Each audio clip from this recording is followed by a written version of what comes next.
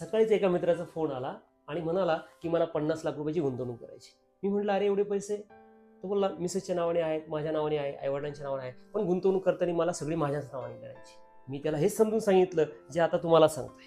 गुंतवणूक करत असताना आपण आपल्या फॅमिलीतील 18 वर्षाच्या पुढील जे काय सर्व मेंबर्स आहेत सर्वांच्या नावाने गुंतवणूक करायला आहे. याचा फायदा बघा, एका नावाने आपण जर गुंतवणूक करतोय तर म्युच्युअल फंडमध्ये ELTCG नावाचा टॅक्स असतो. 1.25 लाख रुपयाचा प्रॉफिट आपल्याला दरवर्षी फ्री आहे.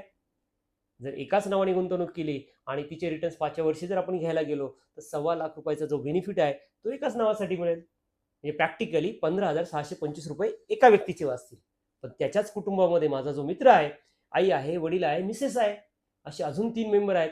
असा 4 व्यक्तींचा जर आपण विचार केला तर 15,625 गुणिले 4 62,500 रुपयाची जी काही रक्कम आहे ही त्याची वाचली असते.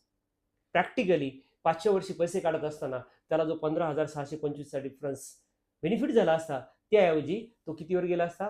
62,500 रुपयावरती. मित्रांनो, आपली जी काही गुंतवणूक असेल ही आपल्या कुटुंबातील सर्व व्यक्तींच्या नावे करा. आपल्या पॉलिसीज ह्या वेगवेगळ्या नावाने घ्या. या सगळ्याने आपला डायव्हर्सिफाईड पोर्टफोलिओ होतो, टॅक्स सेव्हिंग होतं आणि हे सेव्ह केलेले जे पैसे आहेत हेच पुन्हा आपल्याला ग्रोथसाठी, वेल्थ क्रिएशनसाठी यूज करता येऊ शकतात. म्हणून हा पोर्टफोलिओ सगळा इन्व्हेस्टमेंट असो, इन्शुरन्स असो, पूर्ण आपल्या फॅमिलीला इन्व्हॉल्व करा. ह्या सगळ्या गोष्टी फॅमिलीला माहिती असू द्या.